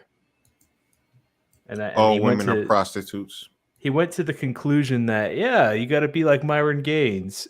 That's what he pretty much did. Didn't Myron admit that he was an incel before he became famous? I don't know about that, but maybe I don't know. I actually don't remember that. I don't know. That's a good question. I think he said one time he said that he says things subliminally, and I think like he's maybe I'm coming from he might have been struggling. I don't know about incel. Yeah, he's 6'5", so he might have been struggling, but he's not. Nah, I mean, he's not like Chad. Myron's not 6'5". I think he's like 6'1". Really? According to he stood next to Mr. According to AML on my channel when he did the interview, he says Myron's like 6'3", 6'4". Yeah. Oh, wow. Who's met him in person? Yeah, I would buy that. I wouldn't buy 6'5", but 6'2", 6'3" makes sense.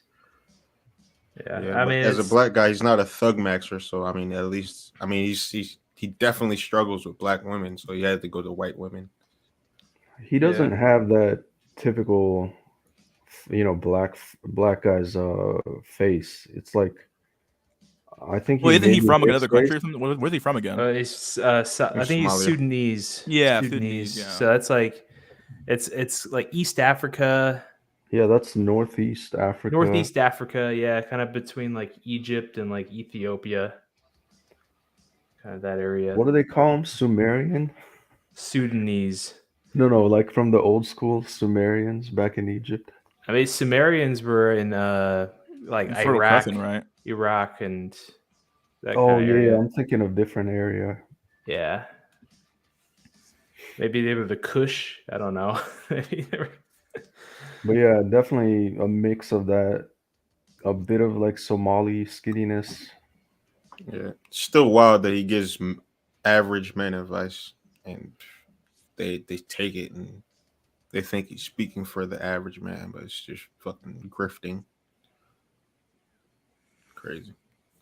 Yeah. It's kind of scary how like basically these guys can like who are generally pretty successful, I guess you could say. Like these guys think that they can somehow give advice to the average guy now, and it's like, look, because you've been living the life you've been living for so long, your life is no longer the average life. So the advice you're going to give us is not going to like be like relatable at all because you've only lived one life. Not to say like if you started from the bottom and made it here, then okay, you can give out the advice and try to give out the best advice that you possibly can. But like trying to give out advice for like people who don't fucking like who grew up with a silver spoon or a golden spoon, advice coming from those guys, and might as well just be like there's no point to it because like they have zero clue what you're actually going through. So like when you talk about these guys who give out advice, like these dating coaches or chads who give out advice to incels or give out advice to like people who are like down in their luck, it's like this seems like a huge fucking like there's no point to it because like you're not gonna get the advice I'm gonna give you is it's like only gonna be like relatable to me. It can't be relatable to somebody else for the most part.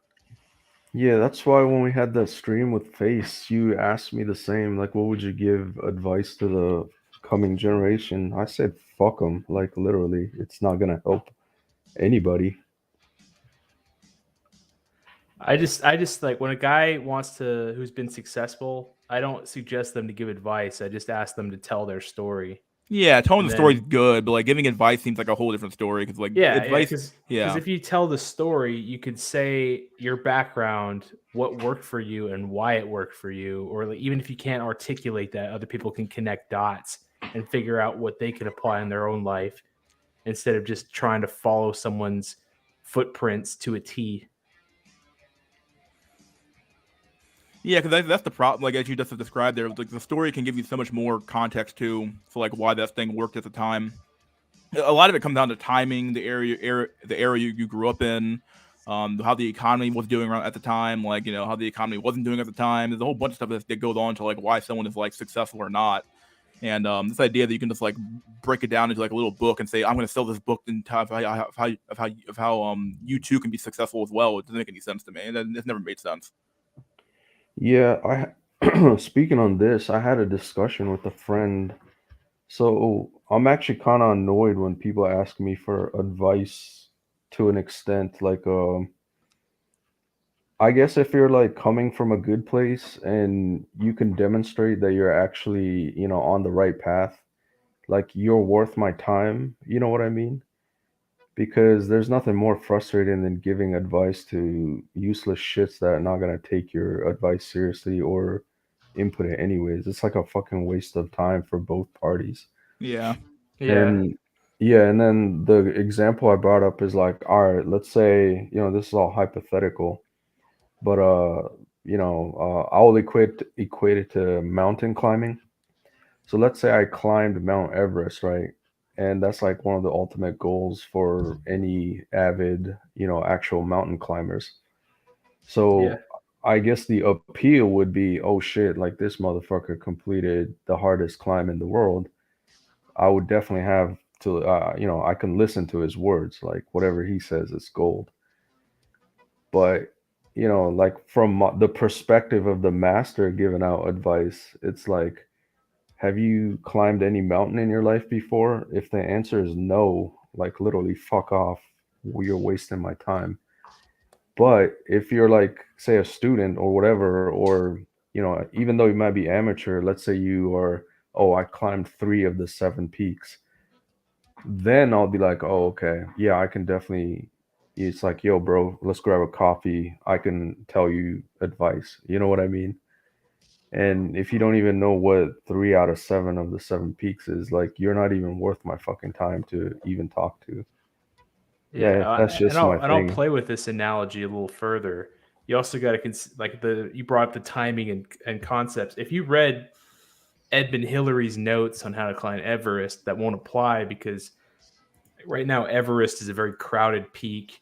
You pretty much are in a single file line until you go to Hillary's Mount, and then you got to try not to slip and fall on your way back down. And of course, like what you're saying, people that you know, the ones that have the 3 out of 7, you'll know what to ask those people. You know, like, hey, my ice climbing's ass. Can you help me out with that? Or I'm having trouble with stamina. What are some things you do to train? Like Hmm. you're not gonna just be like, so how do you climb the mountain? Kind of Yeah, thing. yeah. It's like, how much rope should I bring? Yeah. Pun intended. Oh yeah, yeah. Maybe bring one that isn't bungee. Yeah, yeah. Yeah. Yeah. You gotta make sure the rope's not nice and fucking tight, my dude. Around your neck. What the fuck is Sigma Male doing? Life and Joy, what are you doing? What happened? What? What are you doing, my dude? I was searching up people that climb Mount Everest because I thought it was cool. And when I was in elementary school, there was this guy's dad. There was a kid's dad. He climbed a bunch of mountains and he was like a adventurer, I guess. So I was like, damn, that shit is cool.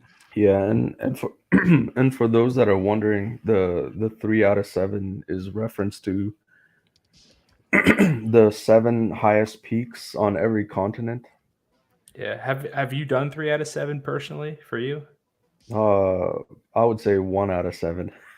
That's impressive still. Did you do Kilimanjaro or something? Yeah. Nice. Yeah, that seems like the That's the easiest one. yeah, the Actually, starter one. besides the Australia one that doesn't really count. Oh, the Ayers Rock? Uh Is that the highest peak? no, there's it's like a hill. It's like only like 4,000 feet high or something. It's just a little small slope of a hill. It's like, well, there Yeah. you go, guy. You made it. Yeah, Yeah. that's why I say Congratulations. 3 out of 7, right? Because the third one's at least somewhat challenging. Yeah, Yeah. third one is probably the one in South America in between Chile and Argentina. Yeah, I Yeah, think I get it's what you mean. yeah, in Europe there's the Andes or Europe, or is it the they- Alps or the Andes? Europe. Oh yeah, they got Mont Blanc in the Alps, or it depends on what you pick because there's that one kind of in Georgia that you could also count Mm-hmm. in the Caucasus Mountains. Yeah, and then I just remember for Africa it's Kilimanjaro in Kenya. Yeah, Kilimanjaro's allegedly is an easier climb than Mount Kenya, even though it's higher up. Yeah, I forgot what's in Asia. Asia, you got you got Everest, you got K2.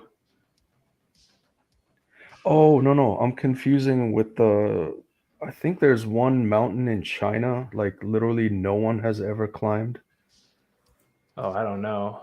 It's because it's like right around the border, I think, of like China and some other country, China but and like Nepal or something. yeah, and it's basically like super remote and heavily guarded, like no one has ever stepped foot in that area. Yeah, I hear K2 is the hardest to climb. The summit. There are a lot of people died trying it. Yeah, Golly. maybe one day I'll try, but highly doubt it. That's like hard. It's harder than Everest.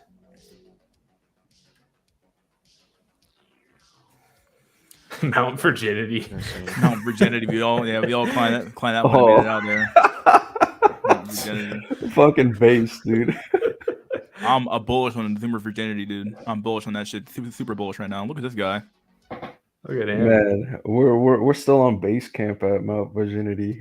We haven't gone up yet. Just escort max, bro. Yeah, I agree. Just do it. Might as well. Well, let's end the stream. Let's do some fucking last words. So let's do from the end here. We got a vital message, my dude. Last words. Yeah, thanks for having me on. Keep rocking with Mystery School Yep. for his weekend streams or his WINsel streams. I'm looking forward to having him on my show within the next month, hopefully. I'll hit him up on the cord, and you should hit him up on the cord and harass him. Oh boy, there we go. All right, buddy. Thanks for coming on, my dude. Cheers. Yeah, cheers. All right, life enjoyer, life destroyer. Last words, my dude. You left with the chat. Last nothing? words. Yeah, there you go. Escort max. Get into IT. Make money remotely so you don't have to talk to these cucks in real life. Day trade. Fucking enjoy life and play tons of video games and stay alone since you have no hope in this desolated landscape. There you go, buddy. All right, thanks for coming on, my dude. Drawk, my dude. Last words. Stay strong, buddy boyos. Halfway through the week. The cope is only halfway through. We're almost there, dude. We're almost to Friday again.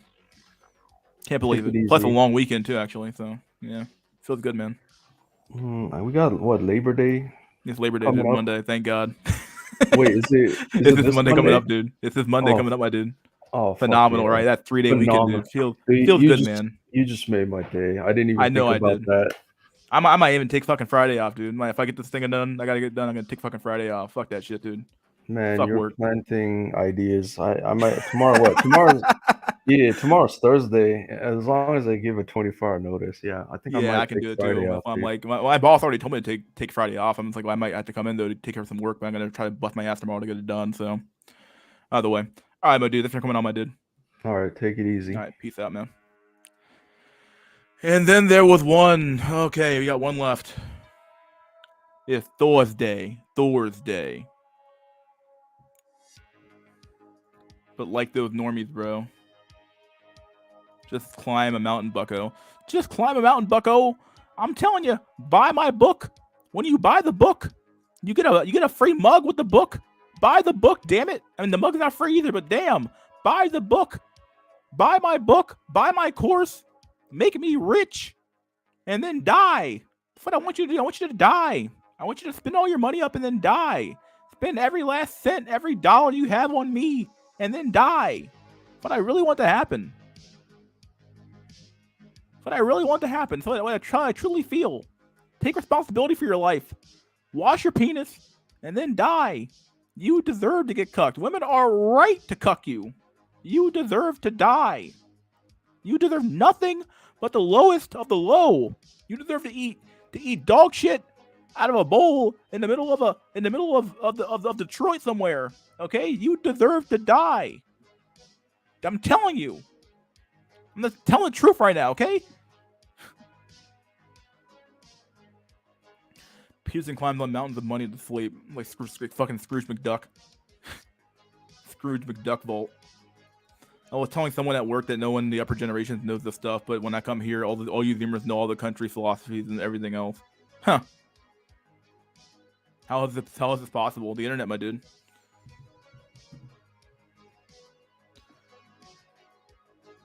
You were thinking about it rationally. Oh God. It's having a daughter the most cucked thing you can possibly imagine. Think about it rationally. You're feeding, clothing, and taking care of your daughter so another man can ravage her holes. Think about it rationally. Think about it rationally, dude. And cheers. Hi everyone, Sandman here. Today's video is brought to you by Mr. Horse. I didn't get any fucking donations today, cause fuck it. Yep. The final boss of Cope. I finally caught up on Andrew Tate due to the Bella Delphine of the red pill. The Belle Delphine, yeah. El Futuro is grim. Fucking insane, you guys know all this. If they really care about men, tell them to demonetize their channels.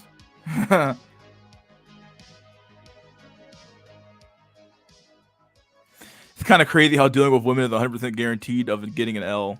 Oh yeah, Jay, you want to come on again, dude? I gotta get you on at some point for another one-on-one. Maybe we can do another one-on-one maybe next week or some shit. Because that was a really good conversation. We kind of short. I gotta get you back on here. I'll send you a message on Well, just send me an email message or something like that if you want to come on again. Just let me know. Okay. Insane. Who knows that? Who knows what? All this shit, dude. Hit up Mystery on Discord. Don't do it. Don't hit me up, dude. Fuck that shit. Leave me alone.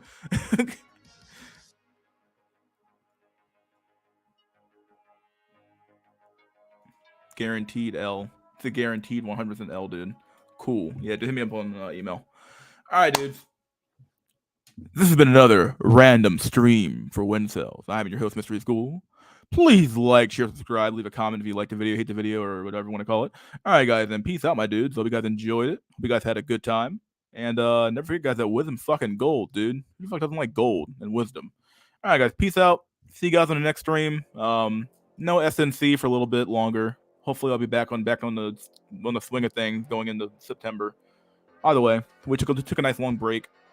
Not from doing our streams, though, just from doing long streams. So, all right, guys, peace out. See you guys on next stream. Maybe we'll have a guest on next Wednesday. And yeah, we'll do that. We'll do this again next weekend or next week. All right, guys, peace out. See you guys next time.